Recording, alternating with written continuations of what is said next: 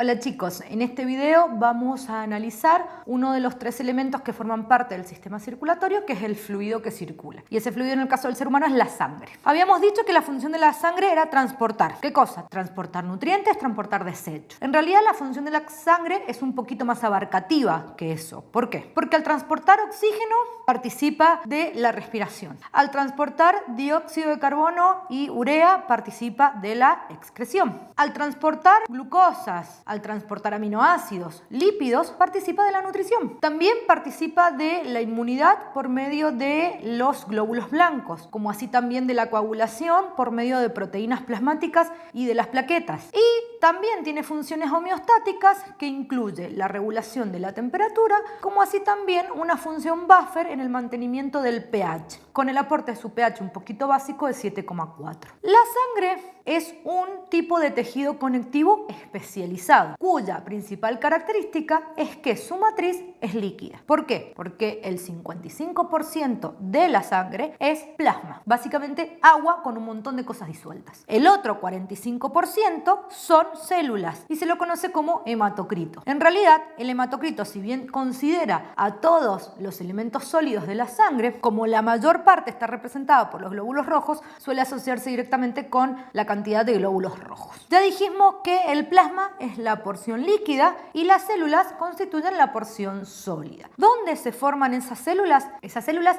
se forman mediante un proceso conocido como hematopoiesis que va cambiando a lo largo de nuestra vida. Durante el desarrollo intrauterino, esa hematopoiesis va a ocurrir sobre todo en el hígado y en el vaso fetal, mientras que en el adulto va a ocurrir sobre todo en la médula ósea, en el vaso y en órganos linfoides. Empecemos analizando el plasma. Dijimos que el plasma es la porción líquida. Aproximadamente el 90% de ese plasma es agua. Todo el resto del plasma, ese 10%, va a estar representado por gases como el dióxido de carbono o el oxígeno, ojo al piojo que solo transporta el 1% del oxígeno. Vamos a tener diversos tipos de proteínas, como por ejemplo albúminas, cuya función es lo que se conoce como dar la presión oncótica de la sangre, que tiene relación directa con la regulación del volumen de agua de la sangre y por lo tanto del volumen sanguíneo. Lo vamos a ver más adelante. También tenemos globulinas alfa y beta, que tienen variedad de funciones, como por ejemplo participar de la coagulación o el transporte, por ejemplo, de metales, como por ejemplo el hierro, la transferrina, y el fibrinógeno, que también lo vamos a ver más adelante, participa de los procesos de coagulación. Luego también tenemos electrolitos como cloro o sodio y sales como bicarbonato de sodio. También en el plasma podemos encontrar hormonas y desechos como la urea. Cuando a ese plasma le sacamos el fibrinógeno, lo llamamos suero. Analicemos ahora un poquito la porción sólida, las células, que dijimos que representan el 45% del volumen sanguíneo. Vamos a tener la serie roja, la serie blanca y las plaquetas o trombocitos. La serie roja son los glóbulos rojos, aproximadamente unos 5 millones por milímetro cúbico en el hombre, 4 a 4,5 en la mujer. Los glóbulos rojos, su principal y top función es transportar oxígeno mediante una proteína citoplasmática que es la hemoglobina. Pero tan especializado está en transportar este oxígeno que dejó colgada por ahí las organelas. Los glóbulos rojos no tienen núcleo, no tienen mitocondrias. Por lo tanto, por ejemplo, para poder sobrevivir su vida media, que es de unos 120 días, necesita obtener energía de manera anaerobia, por ejemplo, por glucólisis. Una vez que el glóbulo rojo pasó esos 120 días, se quedó sin combustible, murió. Lo tenemos que eliminar. Ese proceso de eliminación de los glóbulos rojos se conoce como hemocateresis. Y como nosotros los biólogos nos sobra el tiempo, le damos 3 o 4 nombres. Por ejemplo, sistema fagocítico mononuclear, sistema monocítico macrofágico o sistema retículo endotelial. Básicamente, ¿qué es esto? Son macrófagos que van a fagocitar a ese glóbulo rojo y lo van a eliminar vía hepática o por medio del vaso. Otra de las características de los glóbulos rojos es su forma. Fíjense que tiene una forma bicóncava que se constriñe en el centro, y esto es fundamental para que el glóbulo rojo pueda pasar por los capilares, que son los menor calibre, y no trabarse en el camino. De hecho, uno de los tipos de anemia lo que genera son alteraciones en esta forma y por lo tanto altera la circulación de esos glóbulos rojos que empiezan a tapar los capilares. Pasemos ahora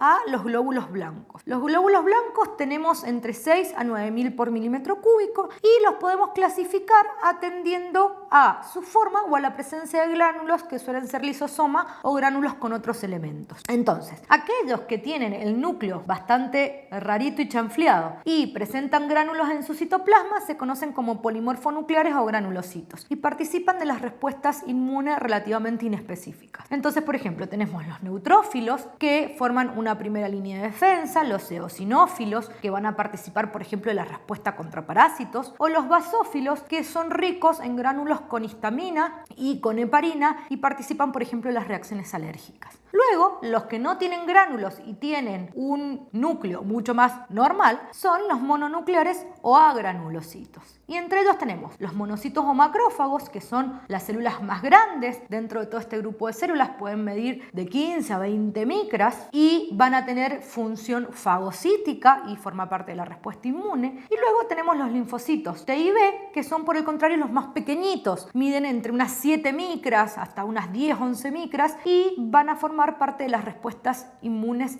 específicas. En el medio encontramos, en cuanto a tamaño, a todos los que son los polimorfonucleares. Para terminar, nos queda hablar de las plaquetas. Los trombocitos no son células completas, sino que son pedazos de células más grandes que se conocen como megacariocitos. Estos trombocitos van a participar de la coagulación porque en su citoplasma poseen gránulos con serotonina que, ya vamos a ver en otro video, justamente participan de la formación del tapón hemostático primario. Estos son cuerpos ovoides que cuando se activan adquieren una forma globular y empiezan a emitir pseudópodos para formar el tapón propiamente dicho. Son muy pequeñitos, miden de 2 a 5 micras y podemos encontrar entre 350 a 400.000 plaquetas por milímetro cúbico de sangre. También estos trombocitos son eliminados por nuestro amigo el sistema monocítico macrofágico. Entonces, chicos, con esto terminamos el análisis de sangre. Para terminar con este contenido nos está faltando ver coagulación, que lo vamos a ver en otro video por separado. Nos vemos.